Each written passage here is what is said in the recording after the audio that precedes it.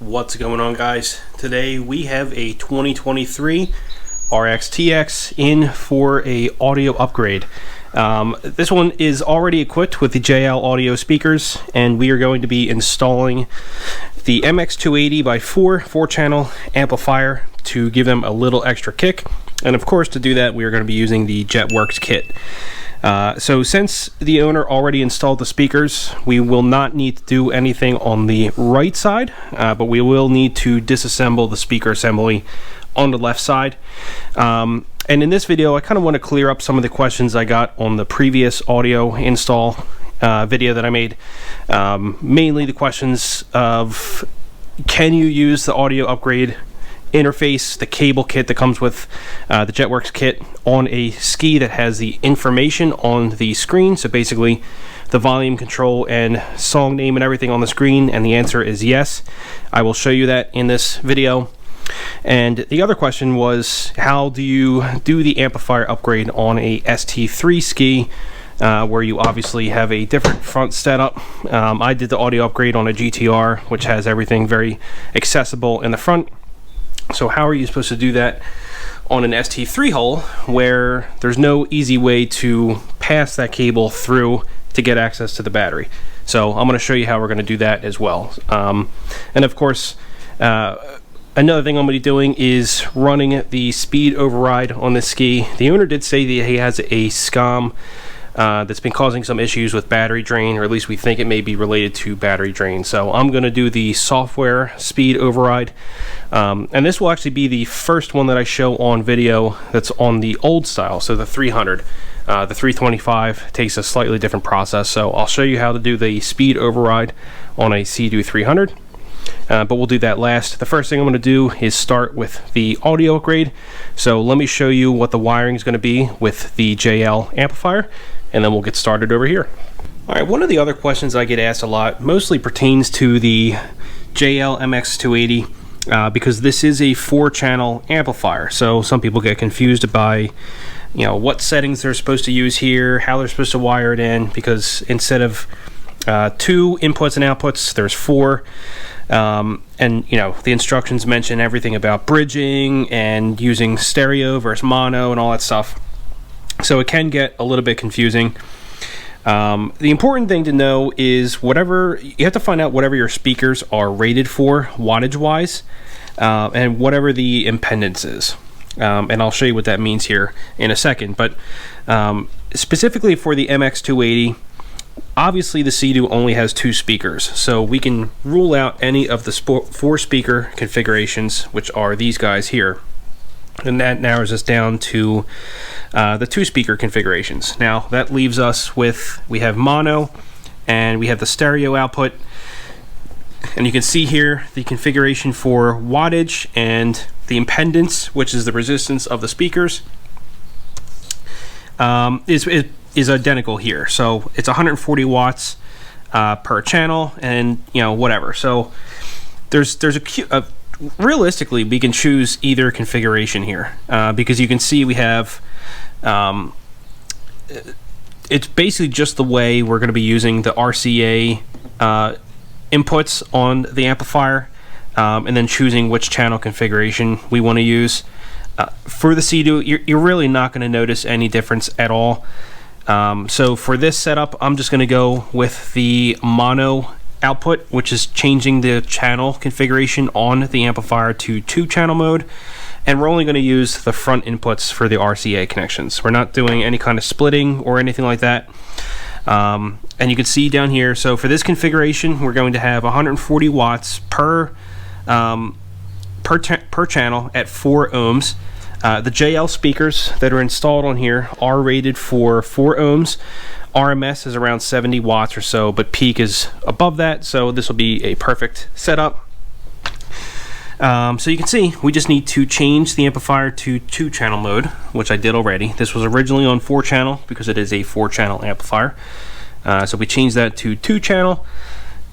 We're going to be using only the front side RCA inputs. So we have front in and we have rear in. So we're going to ignore the rears, and our JetWerx speaker audio interface is going to use the front audio inputs on the amplifier. So we'll have red to red, and then in this case white will be black. So that takes care of that. And then the other side here is to look at how the speakers are going to be wired. So you can see in this configuration, since we're basically bridging the amplifier, and just so you guys don't, you know, if you're not aware, bridging is basically just combining multiple channels to produce a higher output. So say, you know, this is a 280 amplifier, just for easy numbers here, we have 50. So say each channel gets 50 watts. Well, when you bridge them, you can combine that power. So, you know, this is using 50 watts per channel in the 4 stereo output configuration, but on the two output bridged mode, we're going to get 140 watts per channel, because we're basically combining 2 outputs to produce a higher range. So that's what we're going to do here. So all I need to do is follow the wiring diagram here. You can see that we're going to be using the front left positive and front rear negative, and then we're going to use the right left positive and the right rear negative for each speaker. So I'm going to wire those together using this harness here, and then, you know, I did mention this in the other video, but you can see that he does have the color, you know, whatever you want to call it, the colors for each speaker listed on here. So I'll write this down on the notes just like I did for the previous amplified setup, and then of course we're also going to have our standard. It's pretty much blue on every amplifier. We're going to have this one. It's going to get tied into the blue on the audio interface, and again, that blue is the activation trigger, so that it tells the amplifier when to turn on, because this will be connected directly to the battery. We obviously don't want this producing power or whatever whenever the ski's not running and whenever the call for audio is not there. So this audio interface remote cable, or the remote wire, is going to be the activation for the amplifier. So I'm going to go ahead and get our colors written down on Notepad on my computer just so I have it to reference, and then I'm going to get the rest of these connections connected and I'll show you what we're doing. Alright, each of the connections is spliced in, so we're good to go here. I also put I have liquid tape here on the speaker connections that will not be used. I'm not even sure if they're going to be powered or not, but we certainly don't want corrosion creeping up these wires. So just a little dab of liquid tape on the ends since they will not be used. And I also will be putting on the harness tape. I'm just going to let that liquid tape dry up a little bit, and then I'm going to clean up this harness, so we're pretty much good to go. So the connections are here for right or left. Again, it doesn't really matter. We have front left positive going to the yellow on the harness. We have front, I'm not even sure, front right, left, negative, whatever. That's going to go to the purple. For the other channel, we have the RL positive going to yellow, and then the RR negative going to purple. So those are the connections you can see here. Again, I don't really want to give colors, even though I just said it out loud, because every amplifier is going to be different. If you JetWerx will keep standard colors, so yellow is always going to be positive, purple is always going to be negative. You can see them grouped at the harness there, but every amplifier uses different colors, so it's not like a standard across the board. You are really going based on the polarity, positive to positive, negative to negative. Normally you would just group, if you have the FR, you would have FR positive and FR negative. That would be one channel, but since we're going bridging in 2-channel mode, it's obviously all mixed up, it's all over the place. So you really just kind of have to refer to the instructions for this as a guide to see what the wiring is going to be. That's pretty much all there is to it. So the other thing here is you can see for the source selection for the RCA inputs, we're only going to be using the front side. This is, since it's a 4-channel, there's a front and a rear.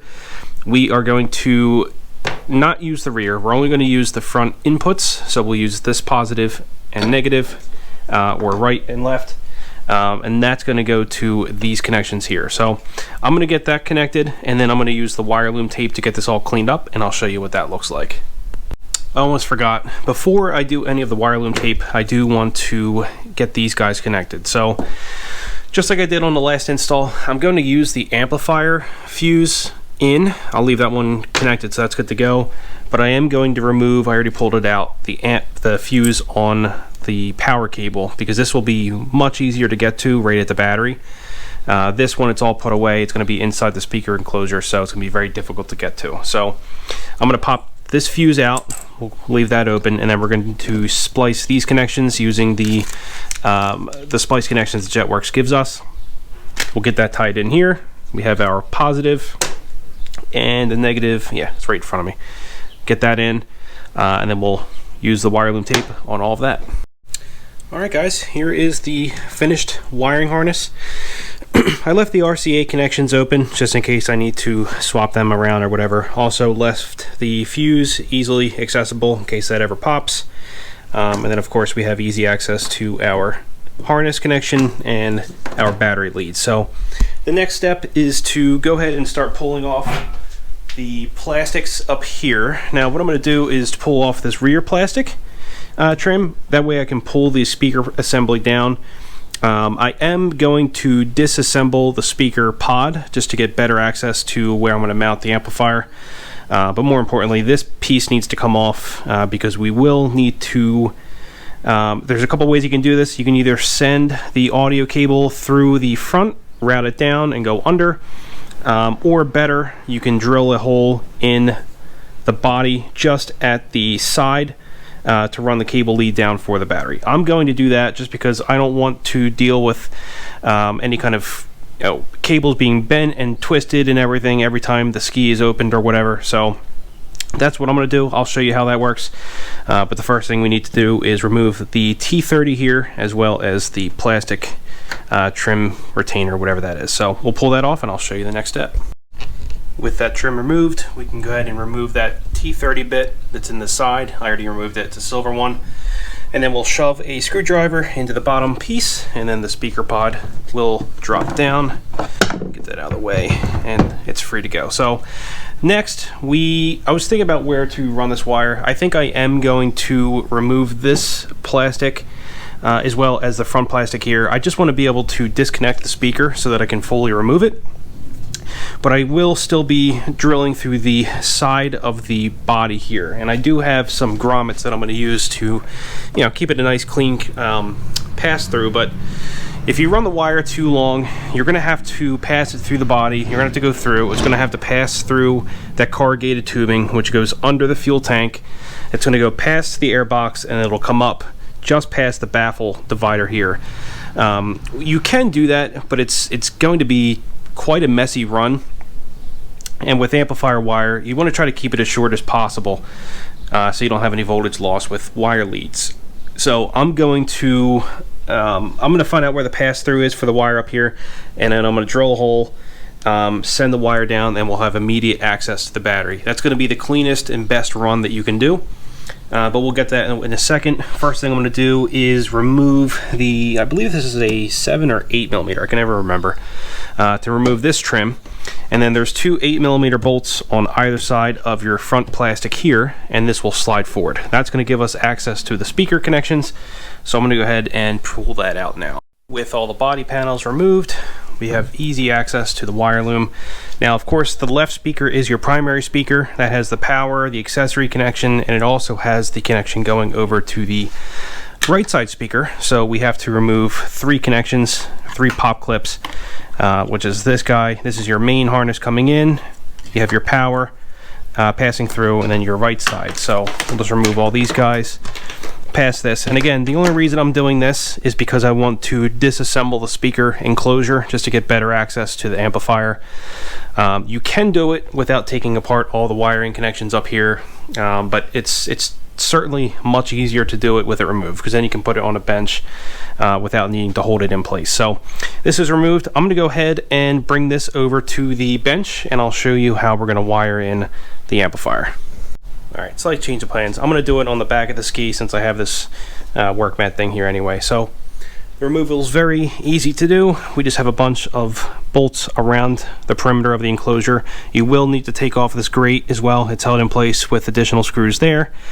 And then we are going to have to remove the speaker as well, because that's kind of holding both pieces. Technically, you can keep it in place. Actually, maybe I'll keep it in place. We'll see. But the first thing I need to do is separate this enclosure. All right, the speaker pod is disassembled. I decided to remove the speaker just because it's going to make it a little bit easier trying to get the amplifier in. So the MX280 amplifier is pretty big in terms of length. So I'm going to remove the factory amplifier and just keep that aside for the owner. And then I'm going to put the aftermarket, the upgraded amplifier in its place. It's obviously not going to bolt up to the same spot, so we'll have to figure something out here.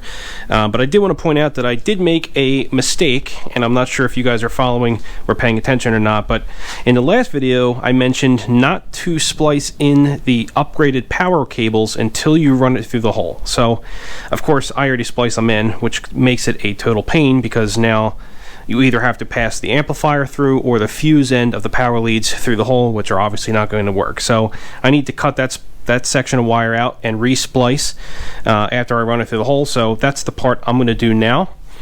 And obviously all of this part here is covered by the trim, so we can realistically run the power leads anywhere we want in this general area. So if you were to use the vents that are in the ski, I don't know, for some reason this just doesn't seem like a viable solution to me, running the power leads through the air vents. Like I said, you can pass it through here, run it through, and then they'll pass crisscross under the fuel tank and go basically right to the back of the airbox in front of the engine. But you're running, you know, unnecessary amounts of wire. It's not a clean solution. So I'm going to run the power leads in this area. I'm not quite sure where yet. I may do it up here, may do it back here. I'm not 100% sure. I basically just have to play around with this and see where I want to keep a clean solution, because basically you want to keep the leads as short as possible to go to the battery, especially for something with this wattage of an output. So I'm going to play around here, see what I decide to do, and I'll let you know what I come up with. Decided to go with a 1/2 inch hole. That's the sweet spot for the thickness of this wire. It'll be just enough to pass us through while also using a grommet. So the unfortunate part about doing it this way is that obviously you can't send the wires through this way because, you know, that's the amplifier side, and you certainly can't fit it through this way because that's your power lead side. So the only way to really get this through is to use a fish tape, unless you want to remove the front storage bin, which I may end up doing if this takes a little bit longer than I think. So I have a fish tape that's passed through. I have it popped out just over here. So I'm going to go ahead and tape the amplifier side of the power leads. That's this side that does not have the fuse to this. I'll pull it through and we'll have that all set up. So I'm going to do that and I'll show you what it looks like. And there we go. That wasn't too bad. It only took about 15-20 minutes to fish that. So I'm going to pull out a decent amount just so we have some room to play with. We will have to re-crimp this, but the first thing I need to do is modify the pass-through, the grommet on the back here, to accept that. So I'll do that in a few moments. The first thing I'm going to do is make some room here. I'm going to disconnect the factory amplifier, remove it from the housing, and then we'll get the new amplifier in here. So I'm going to do that. I'll show you how I get the layout in here. Since there's no factory setup, you will have to do some kind of DIY mounting with some zip ties or whatever to get it to mount, but shouldn't be difficult at all. There's really only 1 or 2 screws holding the amplifier in, so it's not too bad. We have the amplifier mounted and connected, and this thing is rock solid. It's not going anywhere. So since the connections are good here, really all we need to do is modify the grommet here to allow the pass through for the power connection. So it's just like I did in the last video. All I'm going to do is cut a small horizontal line across the side of the grommet here. It's very thin rubber, and again, these enclosures aren't 100% waterproof. As you can see, this is a vent that's open, so you don't have to worry about cutting the grommet here. Realistically, if you wanted to, you can completely remove this grommet and you're going to be perfectly fine. So all I'm going to do is cut a small line in there to allow the power lead to pass through. Once I do that, we'll bring this enclosure over and we'll finish up the connections and everything in there. Realistically, once that power lead is through here, we can put all the bolts back on to seal the enclosure, and we can take care of the connections and everything like that on here after the fact. So I'm going to do that. I'll modify this, send the power through, and then I'll show you the next step. Okay, the grommet is modified. We have our power connection coming through. There's plenty of slack here. I can always push this back out, but we want some slack here so that we can make these connections. In fact, I could probably make these now just to get those heat shrinked, and then I'll put the harness tape back on there. And then all of this excess we can put back into the hole. So I'm going to get these connected. I'll do the heat shrink, get this tied up, and then I'm going to put the enclosure back together, and then we can move on to the next step. Just want to give an update. Got everything cleaned up here. The power leads are spliced in, put the new harness tape up, so this is good to go. I'm going to go ahead and re-enclose the enclosure. Make sure not to forget this piece here, which is your bottom fascia, or whatever you want to call it, that goes on the bottom of the speaker pod. But I'm going to go ahead and do that. I'm not going to put the speaker in yet because we will obviously need to get to the top side here, and then I'll show you what it looks like. The next few parts are pretty self-explanatory. We just need to get the speaker up into position, reconnect the harnesses. I'm also going to drop the speaker in, get this connected, and then we'll connect to the battery. I'm not going to do any of the trim work yet, just because I want to make sure everything works. So we'll do that. I'm not going to go into too much detail here, just because I did it in another video, but it's also just the reverse of what we did initially. Got on a dirt bike. So I'm going to get this connected, and then we'll connect to the battery, we'll drop the fuse in, and we'll do a test to make sure everything works. Alright guys, I have this key powered up, and I'm going through the pairing process. I just have to match everything up here. It's pairing now. This is the one with the digital display, so pairing process is slightly different. Alright, everything's connected, so we'll do some royalty-free music here. See how this goes. Yeah, so far so good.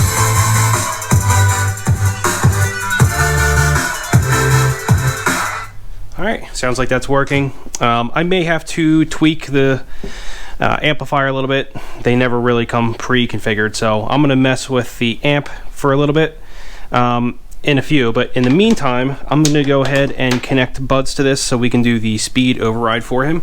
So I'll show you how that works on the 300s and prior. Alright, here we go guys, we are connected. So for the 300s, to remove the speed limiter, you want to go to the settings page under the primary vehicle tab. So primary vehicle tab, settings, and then you want to go to this ECM variant. And then we'll scroll down here. You'll see this byte 2 bit 6 and byte 2 bit 7. One of them is most likely going to be checked off. It's kind of hard to see. GoPro sucks with up close. But we're just going to uncheck that. And then we're going to write single values, and then we're going to write raw values, and now it's saved. So that's pretty much all there is to it. I'm going to do another scan. This always takes forever, so I'm going to do a scan just to verify that the settings took. But that's pretty much all there is to it, to remove the speed limiter. That way you don't need to use a SCOM or anything. Again, he said he was having some battery issues. I also noticed that this battery that's in there is actually a it's undersized. That looks like a group 12, not a group 20.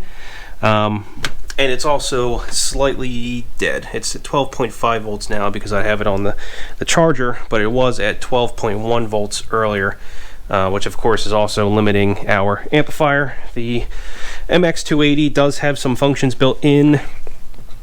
So yes, at 14.4 volts, which would be a running ski, the basic battery's being charged, it will pump out 140 watts.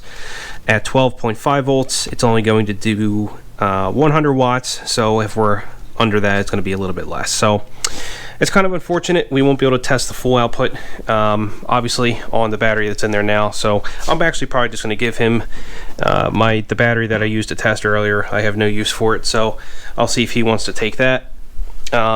Let me just double check in here. So scan finished. We'll go to vehicle tab, ECM variant coding. Yes, byte 2 bit 6, byte 2 bit 7, both are unchecked, so we are good to go there. He also has some faults in here. Let's see what this is. Cluster codes, gas temperature sensor, open. Brake sense. Okay, so some of these are just related to the, of course, it's already disconnecting. So I'm going to wait this up, clear the faults, and see if they come back, just to make sure that they're not something persistent, and we'll go from there. All right, guys, and that is it for this install. Again, that's the JetWerx kits. I was actually going to install the speakers, but the owner did take care of that. But he's using the JetWerx speaker mounting plates, the speaker harness adapters. We're using the bypass for the factory amplifier. And then, of course, the wiring lead, all provided by JetWerx. Makes this a super clean and easy to do install. Now, I want to emphasize the last point I made about the voltages. Quite a few people have reached out and said when they installed their amplifier, they noticed that it was, it wasn't as loud as they thought it was going to be, or it's louder when it's on the water, or whatever. And that really does come down to the amplifier they're using. Most amplifiers, most aftermarket marine, or I should say amplifiers in general, will vary the output wattage based on the input voltage.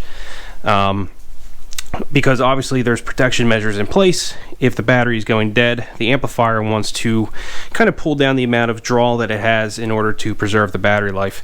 So when your ski is sitting on the trailer and it's only putting 12.5 volts or so out, the amplifier is going to be putting out not as much as it would as if the ski was running on the water. So the amplifier, the speakers are always going to be louder when the engine is running.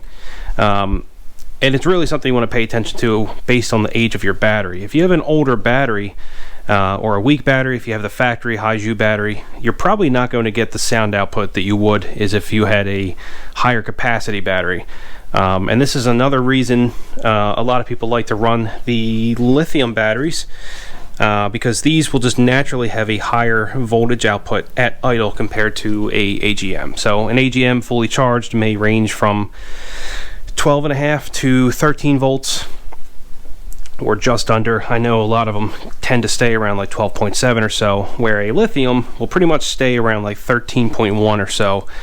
Some even go to 13.2, and will slowly drop as they're being used, and stabilize around like 12.9 or so until they die. So just on that alone, you're getting a lot more output from your amplifier than you would on just a regular old AGM. So keep that in mind if you are doing an aftermarket amp install and you are not impressed with how loud the speakers are. It may just be a simple case of voltage. I know quite a few people have went in to tweak the amplifier settings, and they're adjusting the gain and the filtering and all that stuff. When really it's just, they just have to turn the ski on, let the engine run, and put some voltage into the battery to get it cranked up. Like I said here, this amplifier doesn't even see high output until around 14.4 volts. So the engine absolutely has to be running in order for you to get anywhere near that. So right now, since the battery was at 12.2 or 3 volts, we're actually under the minimum, which is 12.5. So on a 2-channel bridged, we're definitely seeing less than 100 watts. So I mean, it's already loud, definitely louder than it is stock, but it's probably almost going to, I don't want to say double. It's probably going to be 1.5 times louder when the engine is running. So that's pretty much it for this video. If you guys have any more questions about the audio install, I know that it's been popular recently, feel free to leave a comment. I'm pretty sure I ruled out every question, or most of the questions that have been coming in with this video, but if there's anything else you guys want to know, please feel free to leave a comment and I will definitely get back to you.